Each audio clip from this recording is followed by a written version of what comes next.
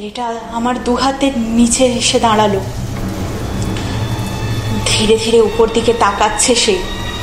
অন্ধকারে তার মুখটা দেখা যাচ্ছে না, শুধু চোখগুলো যেন ধিকি ধিকি করে জ্বলছে।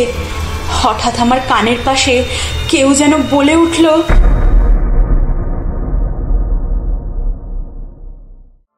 নমস্কার বন্ধুগণ, আপনাদেরকে স্বাগত আমাদের চ্যানেল গল্পের পাঁচালীতে।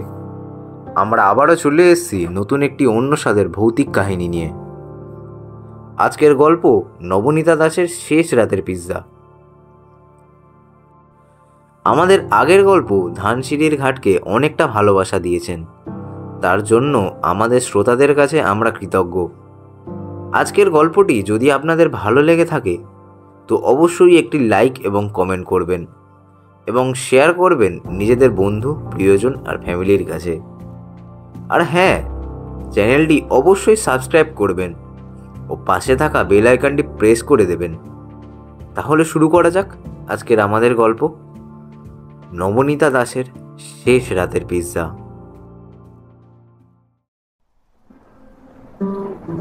অসীম দাবদাহ শেষে বর্ষণের অবকাশ। উফ, শেষমেশ বৃষ্টিটা শুরু হলো।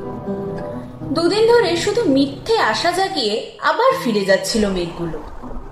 তবে ভালোই হয়েছে আজ বৃষ্টিটা হয়ে। অফিসের এসির মধ্যে থাকলে বৃষ্টির আমেজটা কি আর উপভোগ করা যেত? সন্ধে আগত প্রায়, যদিও মেঘের ঘন ঘটা ইতিমধ্যেই দিনের আলো নিভিয়ে ফেলেছে। ছুটির দিন, আলস্য ভরা বৃষ্টি মাখা সন্ধে, আর কি চাই? বহুদিন বাদে এরকম একটা সন্ধে পাওয়া গেছে। তার উপর আজ আমি ফ্ল্যাটে একা। আজ অন্তত যে করেই হোক মাথায় একটা গল্পের প্লট আনতেই হবে। অনেকদিন শত চেষ্টা করেও কিছুতেই কিঞ্চিত একটা ভাবনাও মাথায় আসছিল না। এদিকে ম্যাগাজিনের লেখাটাও দিন কয়েকের মধ্যে দিতে হবে। তাই এক কাপ কফি সহযোগে ডায়েরিটা নিয়ে বসে পড়লাম। কিন্তু লিখবোটা কি? সমস্যাটা সেই এক জায়গায় গিয়েই দাঁড়ালো। এই পরিবেশটা যদিও একটা ভুতুড়ে আবাসের থেকে নিয়ে যাচ্ছে চিন্তা ভাবনাগুলোকে, তাছাড়া লিখতে বসলে আমার ওই ভূতের গল্পেই বেশি পায়, প্রিন্টেড পায় না ঠিক। ভূতের প্রতি টানটা আমার ছোট থেকেই, যদিও ভূতে ভয় পাই প্রচন্ড। রাতে একা থাকতে হলে আজও বাইরের ঘরের আলো জ্বালিয়ে শুতে হয়, নইলে মনে হয় কেউ যেন আমার পাশেই শুয়ে আমার দিকেই তাকিয়ে আছে। চোখ খুললেই বুঝে দেখতে পাবো। বা খাটের বাইরে পা চলে গেলে মনে হয় কেউ বুঝি খাটের তলা থেকে হাত বের করে টেনে ধরলো পাটা। কোনো রকমে যদি ঘুমিয়েও পড়ি, তবুও প্রচন্ড এক ভয়ের স্বপ্ন দেখে ধড়পড়িয়ে ওঠাটা অবশ্যম্ভাবী। সে যা হোক, ভুতুড়ে অভিজ্ঞতায় অভিজ্ঞ অনেক ব্যক্তির সাক্ষ্যই আমার কাছে আছে। কারণ সুযোগ পেলেই আমার পরিবারের লোকজন, আত্মীয় স্বজন, বন্ধু বান্ধব নির্বিশেষে সকলের কাছে আমি ভূতের গল্পই শুনতে চাইতাম। আর প্রায় সকলের ঝুলিতেই একটা না একটা ভৌতিক অভিজ্ঞতার কাহিনী থাকবেই, সে নিজের হোক বা অন্য কারোর কাছে শোনাই হোক। তার মধ্যে কিছু মানুষ যে গাল গল্প দেয় না তা নয়, তবে বেশিরভাগই সত্যি ঘটনা। ভূতটা সত্যি কিনা তা নিয়ে সন্দেহ থাকলেও ভয়টা কিন্তু নিঃসন্দেহে সত্যি। যেমন আমার এক দাদা, বিল্টুদা, সে যে কি ডানপিটে আর ভয়ডরহীন সে না দেখলে বোঝানো সম্ভব না। মানে শুধু ভূতের বিষয় নয়, লৌকিক অলৌকিক সব বিষয়। সেদিন মামার বাড়ি গিয়ে এরকমই এক বৃষ্টি ভেজা সন্ধ্যেতে আড্ডা শুরু হলে আমি অভ্যাসবশত টুক করে ভূতের ব্যাপারটা তুলে দিয়েছিলাম। তা বিল্টুদা তো প্রথমেই বলে দিল, আরে ওসব ভূতের গল্প টল্প জানি না ভাই, বিশ্বাসও করি না কোনোদিন। যত রাজ্যের বুজরুকি। শোন তবে, বেড ধরে মাঝরাতে ফাঁকা মাঠের শ্মশানে একা রাত কাটিয়েছি। আমাদের গ্রামের পুরনো বিশাল বাড়িতেও রাতে থেকেছি একা, প্রায় 1 সপ্তাহ। কোনোদিন গাটা সামান্য শিউরেও ওঠেনি পর্যন্ত। সে তুমি নাই ভয় পেতে পারো, তেনারা তোমাকে দেখা দেয়নি তাই তুমি ভয় পাওনি। দেখা দিলে বুঝতাম যে তুমি কতটা সাহস দেখাতে। যেই না বলা অমনি তো বিল্টুদা লাফিয়ে উঠল। তাই বুঝি? তাই যদি হয় তবে শোন আমার কথা। তখন এইচএস দেব। সেই সময় প্রায় আমরা এই বারাসাত থেকে যোগুলির দিকে 4-5 জন বন্ধুরা মিলে সাইকেল নিয়ে বিকেল হলে বেরিয়ে পড়তাম। এই তো পিকলুও যেত। কিরে পিকলু বল। পিকলুদাও ছিল সেদিনের আড্ডায়। সে সম্মতি দিয়ে বলল, এ ভাই, সেদিনকার কথা বলছিস? সে এক কাণ্ড বটে, আজও কোনো ব্যাখ্যা দিতে পারি না। বিল্টুদা আবার শুরু করলো। তা ওই রাস্তায় ময়নার রাস্তাটার আগে একটা কাঁচা রাস্তা মাঠের দিকে ঢুকে গেছে। তা 4 কিলোমিটার বা তার বেশি হবে রাস্তাটা। NH-34-এর এক প্রান্ত থেকে শুরু হয়ে আরেক প্রান্ততে গিয়ে ওঠে, মানে ওই শর্টকাট আর কি। এই রাস্তাটা নিয়ে আমাদের সকলের মনেই অনেক কৌতূহল ছিল, কারণ সারাদিন ওই রাস্তাটা সকালে ব্যবহার করলেও সন্ধ্যের পর ওদিকে কেউ ভিড়ত না। সবাই বলতো ওই রাস্তায় যে যায় তারই নাকি আর সেরাতে বাড়ি ফেরা হয় না।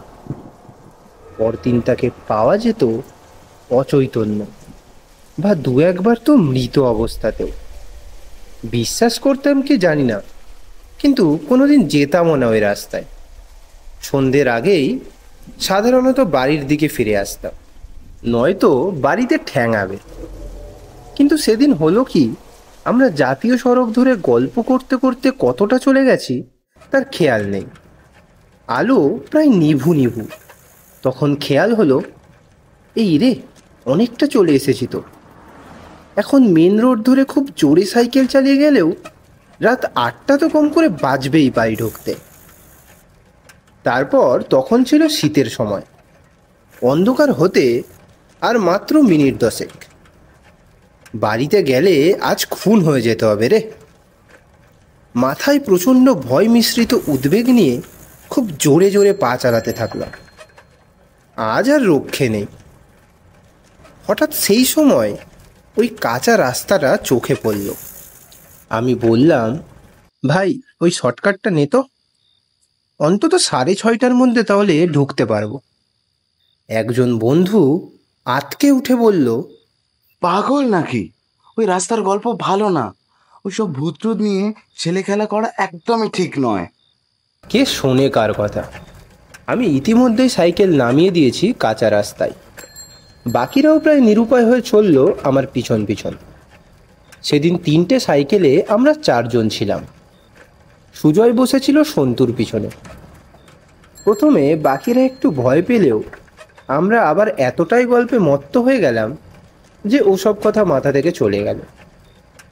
এভাবে কতটা গিয়েছি জানি না, হঠাৎ খেয়াল হলো আমাকে প্যাডেলিং করতে প্রচণ্ড শক্তি দিতে হচ্ছে।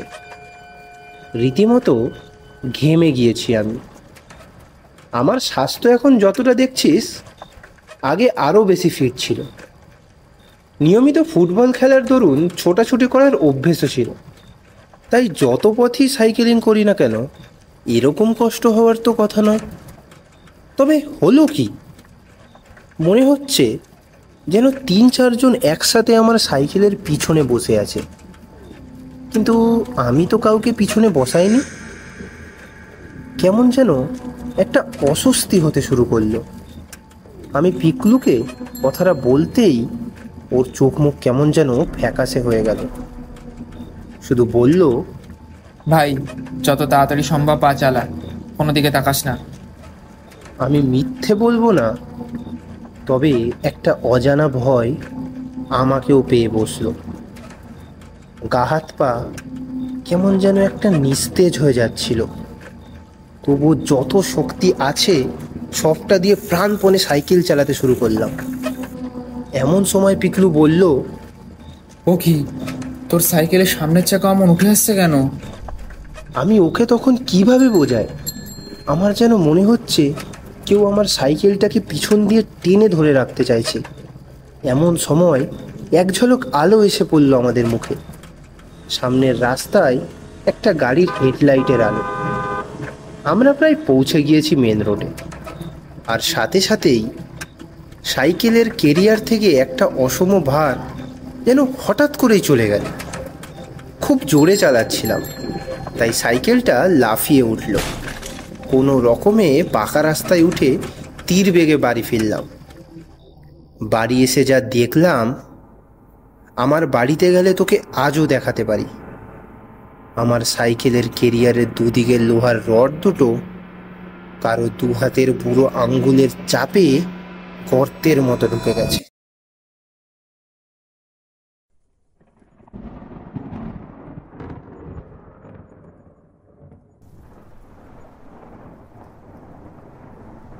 না, বড্ড খিদে পেয়ে গেল লিখতে লিখতে। যা বৃষ্টি হচ্ছে, বাইরে বেরিয়ে কিছু কিনে আনাও মুশকিল। আর এরকম বর্ষার দিনে একটু মুখরোচক না হলে কি আর চলে? আমার আবার বৃষ্টির দিনে মাঝে মাঝে পিৎজার খিদে পায়। আর কি, অর্ডার করেই দিই। খুব জোর আধ ঘন্টা নেবে আসতে। যাই হোক, এরকম একটা ঝড়জলের দিনে ভূতের কথা হচ্ছে আর আমার জামাইবাবুর কথা আসবে না, তা কি হতে পারে? তার অভিজ্ঞতাগুলো আবার একটু অদ্ভুত। জামাইবাবু বলে, সে নাকি কোনো জায়গায় কোনো অশুভ কিছু ঘটে থাকলে বা কোনো অশরীরী থেকে থাকলে সেই অশরীরীকে তিনি দেখতে পান বা কখনো কখনো অনুভবও করতে পারেন। বিশ্বাস হচ্ছে না তো? মনে হচ্ছে ছোট বলে আমাকে যে পারে টুপি পরায়। আমার ভূতের সম্পর্কের আকর্ষণটা তার হয়তো জানা, তাই বানিয়ে মুখরোচক গল্প বলে। এই যেমন আমাদের বাড়ির ছাদে একদিন আমি, দিদি আর জামাইবাবু উঠছিলাম। আমাদের দোতলাটা ফাঁকাই থাকে সাধারণত। আত্মীয় স্বজন আসলে তখন তাদের জন্য ব্যবস্থা করা হয়, তাই একতলা থেকে তিনতলায় ওঠার সিঁড়িটা একদম শুনশান। সিঁড়ি দিয়ে জামাইবাবু আগে উঠছিলেন।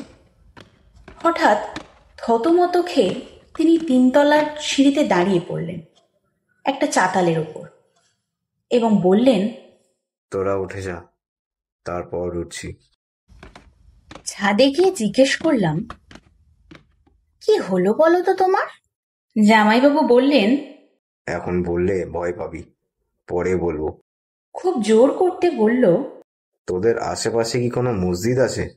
হ্যাঁ, দুটো বাড়ি পরেই তো। কেন? না, তখন যখন উঠছিলাম ওই চাতালে একজন টুপি পরা দাড়িওয়ালা লোক দাঁড়িয়েছিল। দেখে মনে হলো কোনো মুসলিম হবে, পীর সাহেব গোছের কেউ। বাকিটা জিজ্ঞেস করিস না। ভয় সত্যি যে পাইনি তা নয়, তাই আর কিছু জিজ্ঞাসাও করলাম না। পরে ভেবেছিলাম দুটো বাড়ি পরেই তো মসজিদটা, উনি নিজেই নিশ্চয়ই দেখেছেন। সেই নিয়ে একটা গল্প ফেদে ভয় দেখালো বুঝি। কিন্তু একবার এমন একটা ঘটনা ঘটল যে তার কোনো ব্যাখ্যা সত্যিই আমি দিতে পারলাম না। ফোন চলে এসছে ডমিনোস থেকে। উফ, আবার নিচে যেতে হবে।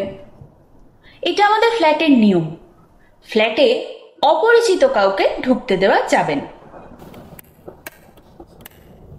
এই সিঁড়ির লাইটটাও যে কি হয়, মাঝে মধ্যেই কেটে যায়। দূর, ফোনটাও ডেড। অন্ধকারেই নামতে হবে এবার। সামনের টেবিল থেকে মোমবাতিটা হাতে তুলে নিয়ে ধরিয়ে দিলাম। হলদে আলোয় অন্ধকার ঘরের কিছুটা অংশ আলোকিত হয়ে উঠল। যাই হোক, যেটা বলছিলাম, একবার আমার মামার বাড়ির সকলে দিদি জামাইবাবু সহযোগে পিসির বাড়ি গিয়েছিলাম, মুর্শিদাবাদের ঔরঙ্গাবাদে। সারাদিন পদ্মা নদীর ধারে ঘুরে নিমতিতার রাজবাড়ি ইত্যাদি দেখার পর আমরা ফিরলাম বাড়িতে। পিসির রান্নার হাত অসামান্য। রাতে সেই মহাভোজ কবজি ডুবিয়ে খাওয়া চলছে। এমন সময় হঠাৎ জামাইবাবু পিসিকে ডেকে বললেন, আচ্ছা, তোমাদের বাড়ির আশেপাশে কোনো বিধবা মহিলা একটা ছোট বাচ্চাকে নিয়ে কি থাকে, বা থাকতো কি কখনো? পিসি অবাক হয়ে জিজ্ঞাসা করে, কেন বলো তো বাবা? জামাইবাবু বললেন, না এমনি। বলে জামাইবাবু আবার খেতে শুরু করলেন। পিসি আর সেই মুহূর্তে কিছু জিজ্ঞেস করলেন না, তবে খটকা থেকেই যায়। না জানি রাস্তায় কেউ কোনো কিছু বলেছে কিনা। গ্রামের লোকজন তো, শত্রুর তো অভাব নেই। কে কি উদ্দেশ্যে কি বলে থাকবে, আর নতুন জামাই কি ভাববে সেসব শুনে। এই নিয়ে পিসি তো প্রচন্ড চিন্তিত হয়ে পড়লেন। পিসমশাইকেও জানালো ব্যাপারটা। শেষে আমার ডাক পড়ে যে কেউ কি এমডির রাস্তায় কিছু বলেছে, বা জামাইবাবুর সাথে কি কেউ আলাদাভাবে কোনো কথা বলছিল। আমি যথারীতি বললাম, কই না তো, এরকম তো কিছুই ঘটেনি। পিসি তখন বলল, আসলে একটা বিধবা মহিলা তো সত্যি এমনির বাড়িতে কাজ করত, একটা বাচ্চাও ছিল তার, এই পাড়াতেই বাড়ি। কিন্তু সে তো বহুত দিন হলো, হঠাৎ একদিন কাজে আসা বন্ধ করে দেয়। পরে শুনেছিলাম গায়ে আগুন দেয় বাচ্চাটাকে নিয়েই। সেই নিয়ে গ্রামের লোকের তো অযথা কৌতূহল, আর অকথা কুকথা বলতেও শুরু করেছিল। কে জানি তোর জামাইবাবুকে কে কি বলল, চিন্তার বিষয়। একদিন জিজ্ঞেস করিস তো তোর জামাইবাবুকে আলাদা করে। আমি এখানে একটা বিশাল কাজ পেয়ে লাফাতে লাফাতে চললাম রহস্য উদ্ঘাটন করতে। জামাইবাবুকে জিজ্ঞাসা করে জানা গেল ব্যাপারটা। খাবার টেবিল থেকে পিসিদের বাড়ির সদর দরজাটা দেখা যায়। আমরা যখন খাচ্ছিলাম, জামাইবাবু নাকি দেখে ওই সদর দরজার সামনে একটি সাদা শাড়ি পরা মাঝবয়সী মহিলা একটা বাচ্চার হাত ধরে দাঁড়িয়ে, যেন ঢুকতে চাইছে বাড়িতে।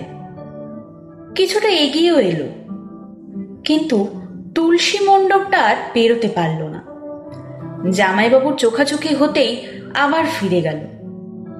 সবচেয়ে আশ্চর্যের কথা, সদর দরজাটা সন্ধ্যের পর থেকেই খিল দিয়ে দেওয়া হয়েছিল, আর খোলা হয়নি কোনো কারণে। অদ্ভুত লেগেছিল কথাটা শুনে। আমার বাড়ির পাশের মসজিদটি একদিনে এসে লক্ষ্য করা যায়, তবে এই ব্যাপারটা জানা সত্যি অস্বাভাবিক। কিন্তু এইসব ভাবতে ভাবতে তো অনেকক্ষণ হলো আমি সিঁড়ি দিয়ে নামা শুরু করেছিলাম। খেয়ালই নেই এখনো নিচে পৌঁছলাম না কেন। সিঁড়িটা যেন শেষই হচ্ছে না। আমি আরো তাড়াতাড়ি নামতে লাগলাম। কি আশ্চর্য, থাকে তো 3 তলায়, এইটুকু নামতে এত সময় লাগে নাকি? রেলিং দিয়ে একবার নিচের দিকে তাকালাম। হ্যাঁ, 1 তলার গ্রিলটা চোখে পড়ছে আবছা আলোয়। মানে আমি কি 2 তলায়? এতক্ষণে আমি 1টা তলা নামলাম। আরো তাড়াহুড়ো করে নামতে শুরু করলাম। ওই বাঁকটা ঘুরলেই মেন গেটটা পাবো। কিন্তু কই দরজাটা? আমি আবার রেলিং দিয়ে ঝুঁকে নিচটা দেখলাম। এ কি, আমি এখনো 2 তলাতেই? এবার কেমন একটা অজানা ভয় আমাকে পেয়ে বসলো। কিছু মাথায় আসছে না, কোনো হিসেব যেন মিলছে না। আমি এবার প্রাণপণে ওপরে উঠতে চেষ্টা করলাম। এর উপরের তলাতেই তো আমার ফ্ল্যাটটা, কিন্তু কই, এটা খুঁজে পাচ্ছি না কেন। 2 তলার ফ্ল্যাটটা আজীবন বন্ধই থাকে।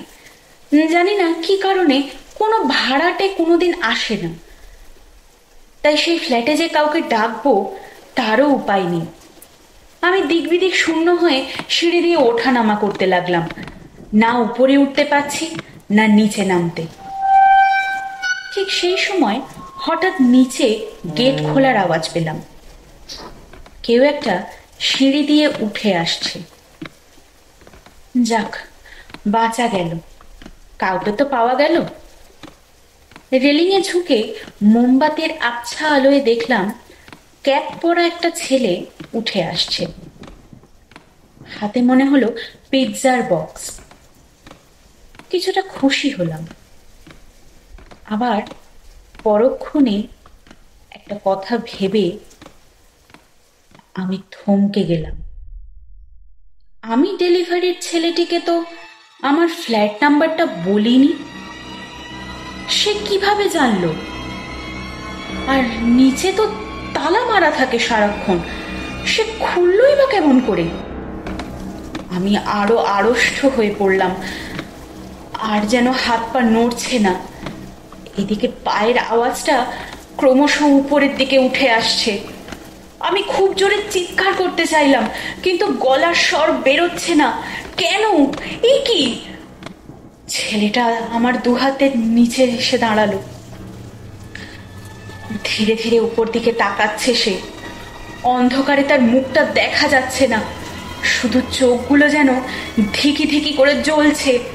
হঠাৎ আমার কানের পাশে কেউ যেন বলে উঠল, madam, your pizza is here.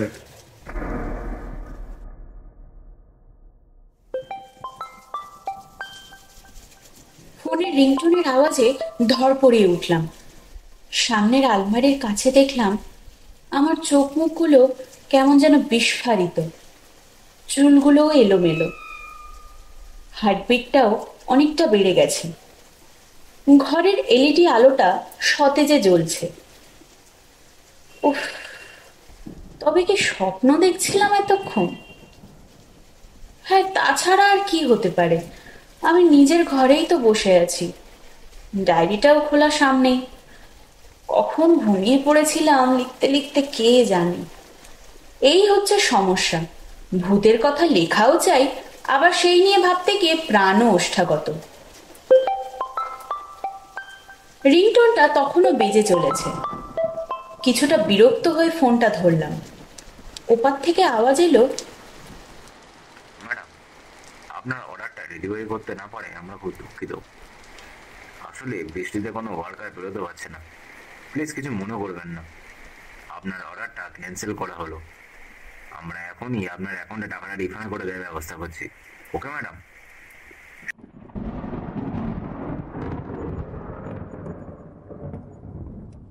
সত্যিই তো, এই যে বৃষ্টি আর বাজ পড়ছে, বাইরে কারোর পক্ষেই বেরোনো সম্ভব না। ইটস ওকে বলে ফোনটা রাখতে গিয়ে আমার চোখ গেল সামনের টেবিলটার দিকে। সঙ্গে সঙ্গে আমার বুকটা ছ্যাঁক করে উঠল। সদ্য আনা নতুন মোমবাতিটা অর্ধ পোড়া অবস্থায় টেবিলের ওপর পড়ে আছে।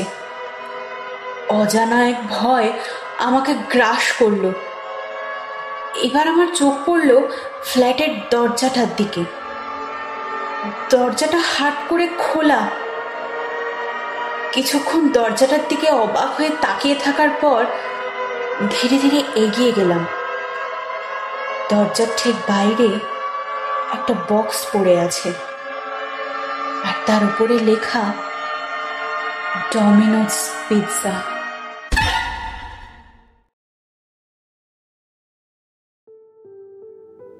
শুনছিলেন গল্পের পাঁচালীর চতুর্থ পরিবেশনা, নবনীতা দাসের শেষ রাতের পিৎজা। তো কেমন লাগলো আমাদের গল্পটা কমেন্ট করে অবশ্যই জানাবেন। যারা যারা এখনও লাইক কমেন্ট করেননি তারা প্লিজ করে দেবেন, আর চ্যানেলটিকে সাবস্ক্রাইব করে নিচে থাকা বেল আইকনটি অবশ্যই প্রেস করে দেবেন, যাতে চ্যানেলের নোটিফিকেশান সবার আগে আপনার কাছে যায়।